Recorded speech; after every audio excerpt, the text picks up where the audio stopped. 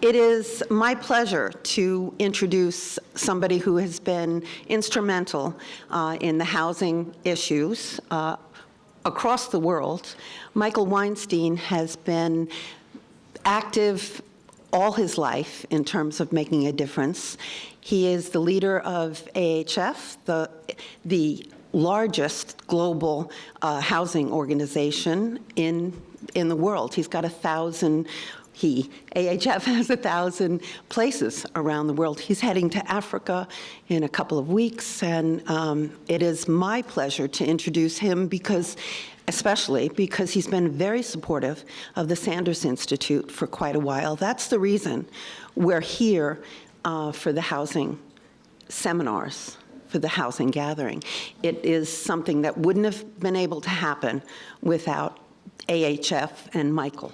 And it wouldn't have happened here without Michael. I mean, we've talked a lot over the years, and he came to a gathering in Vermont in 2018 and sat on the housing panel, and since then we've been colleagues and friends. So please welcome Michael Weinstein.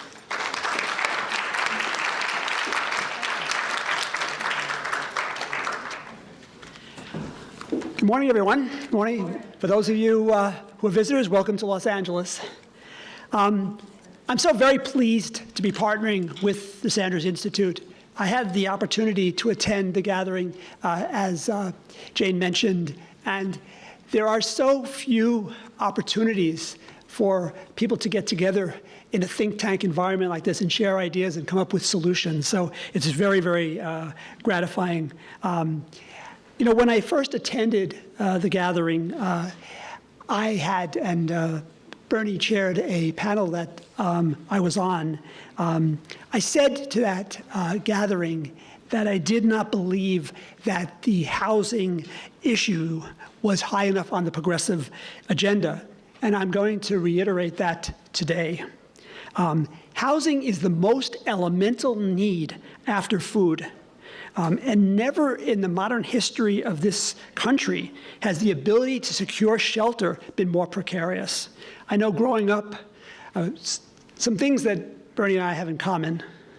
We're both Jewish boys from Brooklyn who lived in rent-controlled apartments. We're working-class families who were able to have a decent way of life because of that.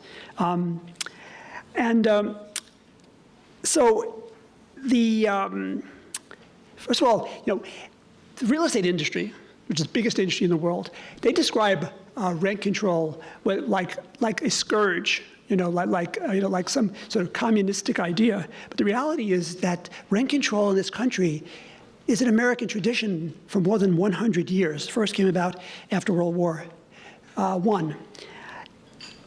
In the 90s, big real estate organized a drive across the country to have statewide legislation to usurp the ability of localities to have rent control. 34 states, okay?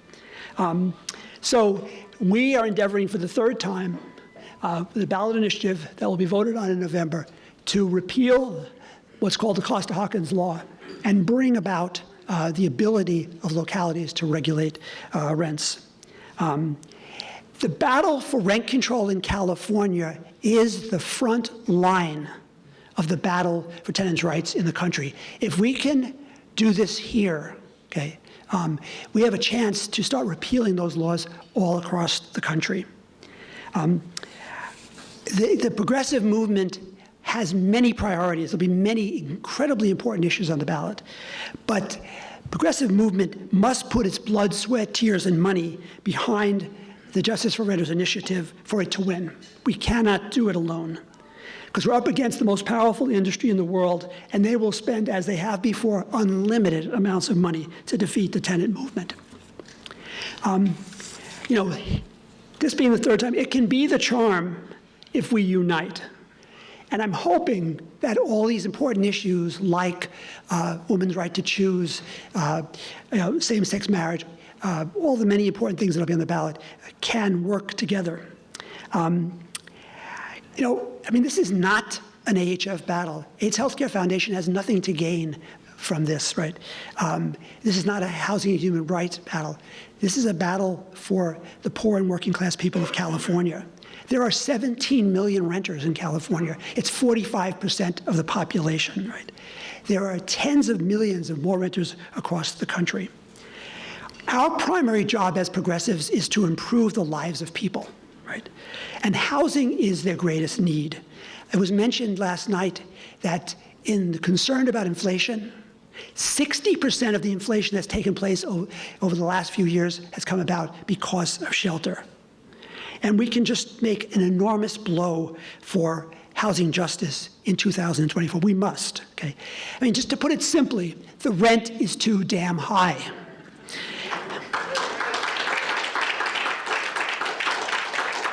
And people need immediate relief.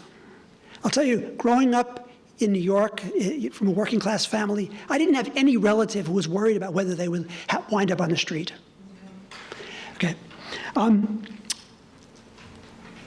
Rent control is not the only answer to the housing crisis. We have to produce more housing, and we have to stop gentrification as well. However, we can't address the housing crisis by chopping the weed off at the top. We have to pull it out by the roots, okay? And high rents are the root cause of the housing affordability crisis. It's that transfer of wealth that's causing the problem, right? And if we do nothing about rising rents, then nothing else we do in terms of producing housing or other changes will make a difference. We won't be able to keep up with the pace of displacement. However many we build, that's how many more people will be forced either onto the street or being rent burdened. If we continue to treat housing as a commodity, we will never be able to house everyone. It's very similar to healthcare, right? If we leave it up to the marketplace, we're lost. It is amazing here, particularly in California, to see liberal Democrats embracing trickle-down housing as a philosophy. They embrace the idea that building any kind of housing will somehow benefit the poor and the working class. It'll trickle down. But it doesn't.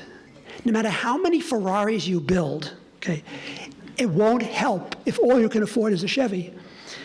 And we don't have a shortage of housing in Los Angeles. We have a shortage of affordable housing. If you can pay $4,000 a month for rent, you have no problem. There's a glut of $4,000 or $5,000 a month apartments, but we have a desperate need for low-income housing. So I implore you to put your heart and soul into enacting rent control in California this year, because we cannot do it alone. But looking at it in a broader sense of the solutions to housing, I put them into three categories, which are to prevent, to protect, and to produce. Rent control is a prevention, right? Preventing people from being priced out of the market, being forced out onto the street. The protect is about gentrification, and the produce is about creating more affordable housing. So when it comes to protecting communities, we have a huge issue here in the major cities of Los Angeles with gentrification. Okay. What typically happens is that city councils grant huge incentives and exemptions to speculative buyers to plunk luxury buildings into the middle of working class communities without including any significant number of affordable units. Okay, so that's one problem. In order to, on the production end, to address the production of low-income housing, it must be affordable to build and it must be affordable to rent, right? It is neither today. A typical apartment being produced for low-income housing is costing $700,000, and you cannot get a shovel into the ground in less than 5 years. We're hoping that the mayor's actions on the emergency order will change that, but we haven't seen it yet. There are tens of thousands of buildings across this country that are not in use, and they can be converted into housing if we have the will. I don't know if you've seen with the Ukrainian refugees going to Poland, how they took just office buildings and divided them up just on an emergency basis to get people, housed as soon as possible. I came to Los Angeles in 1972, and I rented an apartment for $100 a month, including utilities. It wasn't a gorgeous apartment. It was as basic as it could be, but compared to, fifth floor walk up in New York, it seemed pretty luxurious to me. I had a low-wage job, which paid me enough money to have a decent place to live, food to eat, and money for the bus. Today, all the wages of a minimum wage employee in Los Angeles would go to rent. I mean, the amount of rent is the same as your wage, even here at $16 an hour.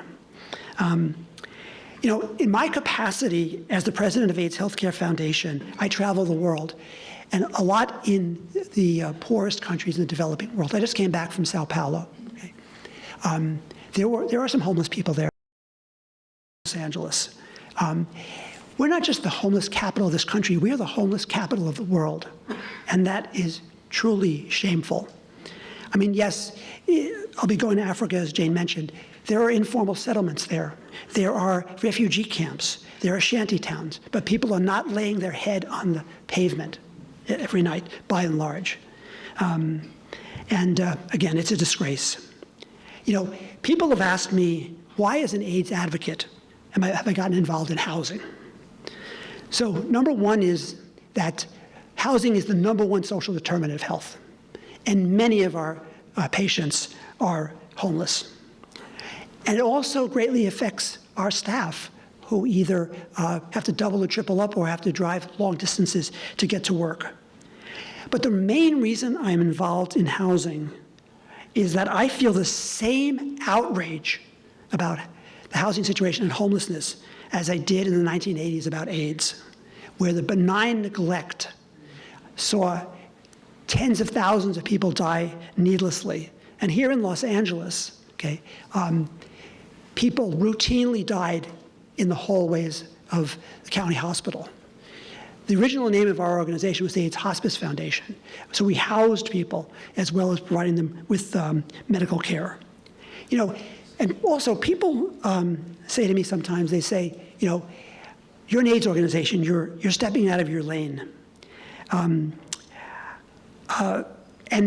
big real estate has even gone so far now as they're putting an initiative on the ballot in November to strip AIDS Healthcare Foundation of its nonprofit status and of its licenses to operate clinics. But I question, who asked Bezos and Musk if they're going out of their lane when they're shooting rockets, spending billions of dollars shooting rockets into the air? Nobody does, okay? I'll just say this is a cry for unity behind rent control, and unity behind opposing corporate real estate, and unity behind housing justice. There's no better time than now. Thank you very much.